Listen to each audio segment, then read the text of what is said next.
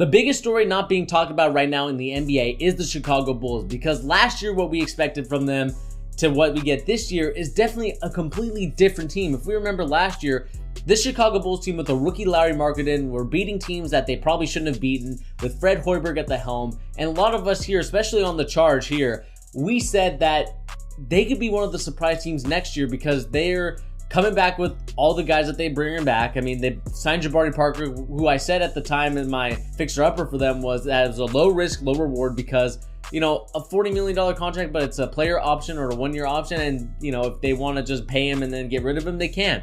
It was a low-risk move, and the reason why I think that the Chicago Bulls should have been a better team, but we fast forward to this year where reality hits, and right now they are 6-23 with losing a couple nights ago to the Orlando Magic.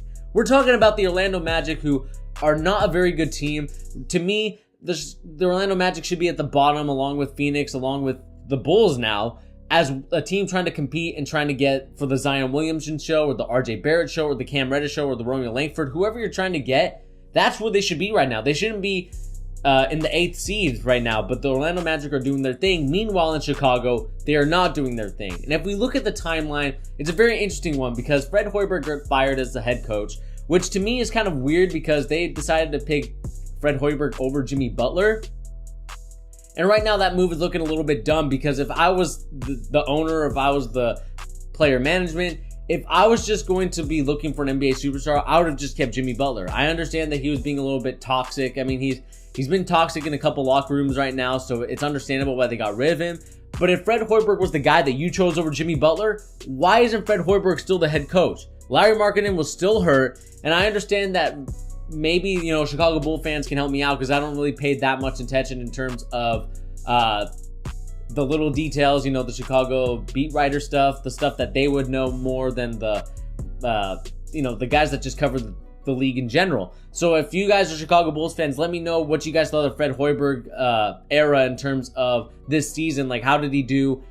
Because obviously, you know, they didn't play very well, and right now they're 6-23, like I said. But I'm just curious because if Jimmy Butler wasn't going to be the guy that you wanted, you're going to pick Fred Hoiberg. I don't know why you wouldn't just keep Jimmy Butler and fire Fred Hoiberg at the time. I mean, it doesn't make any sense to me. And now we got this new coach, Jim Balin, who's being very super strict with these new Chicago Bulls players. I mean, he's making them do suicides, wind sprints, unconventional push-ups, unconventional exercises. It's just gotten to a point where they have complained to the NBA PA and said, hey, this coach is being very hard on us. We don't like the way that this is going, because we know that the NBA is a superstar-driven league. And it's going to be very interesting to see what happens to Jim Balin, if anything will happen. Because we know that Zach LaVine and Robin Lopez have formed a text group and have formed kind of a players versus coaches type of thing. They've had a players only meeting before. And now the biggest story that's coming out is that Jabari Parker's minutes have been reduced. I mean, when we look at a guy like Jabari Parker, he's averaging about 15 points per game, 6.9 rebounds a game, and 2.3 assists. It looks like it's a decent stat line, but now they're paying $40 million for a guy to only play 4 minutes in 28 games. I mean, it just doesn't make any sense to me. You know, 29 games now. Why wouldn't you keep Jabari Parker out there? It's not like he was doing bad. I mean, who else are you going to put out there?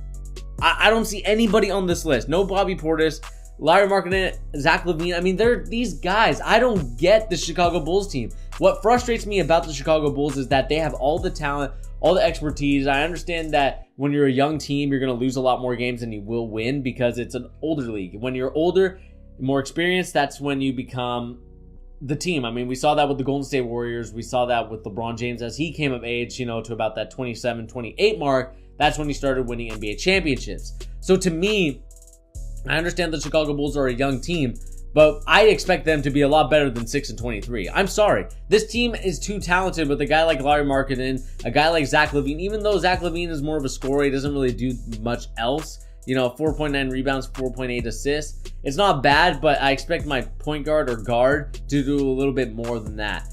And it just goes to show you that this league is just a crazy league and that anything can really happen. But I think that the Chicago Bulls are really trying to tank for one of those three guys in Duke, because it makes no other sense why they would be this bad. I'm sorry. Like, even if Larry Markkanen is out, they should still be winning against teams like the Orlando Magic, like the Cleveland Cavaliers, who are 7-21. They're somehow a better record than the Chicago Bulls. They should be doing a lot better than the Hawks, which they are. I mean, the Knicks should be down there as well, but they're up there because of guys like Alonzo Trier, who's a very good player, and he just got a contract which released Ron Baker. But, that's other news that I probably shouldn't be talking about. But like I said, the Chicago Bulls should be in the conversation with the Hornets, with the Pistons, where the Magic are right now, and even the Heat. They should be in that upper echelons, not at the bottom, not trying to survive to get a guy like Zion or RJ Barrett or Cam Reddish. Yes, it's cool and all that they're going to get those guys, but they're not going to be ready until a couple years down the line. I mean, this is another trust the process type of situation. I don't want to see that happen with the Chicago Bulls, especially when they have almost every piece that could really help them out. So to me, I just don't get what the Chicago Bulls angles are. We know that they've had bad owners and management, more bad management than owner. I don't know what it's going to take for the Chicago Bulls team to get back to the glory days of at least getting to the playoffs with the guys like Derrick Rose and Ben Gordon. Like, when are we going to get to those type of Chicago Bulls teams, let alone the 90 Chicago Bulls teams that were winning championships? It's crazy to think that the Chicago Bulls at one point were a dynasty, were a crazy team, were a team that a lot of people feared. And now it's they just go in there, go to the fridge, take their snacks, and score 50 points on them. It just doesn't make any sense. But I want to know from you guys, especially the Chicago Bulls fans, what do you guys think of this whole season so far? Who do you blame it on? Who is taking the brunt of the force? And also, guys, do you like Jane Balin over Fred Hoiberg? Or if you're a Chicago Bulls fan, would you have kept Fred Hoiberg? That's the question I want to know, guys. And also, who's been the MVP so far in terms of a player for the Chicago Bulls? I've only watched a couple games. It looks like Zach LaVine is doing his thing, but I would love to know your guys' opinions down below. But anyway, guys, this has been your boy Bernie here on The Charge, giving the latest NBA news and rumors and also basketball opinions. And guys, if you haven't hit that subscribe button, please remember to do so you don't miss our awesome NBA content that we have out here. And I'll catch you guys in the next video. Peace.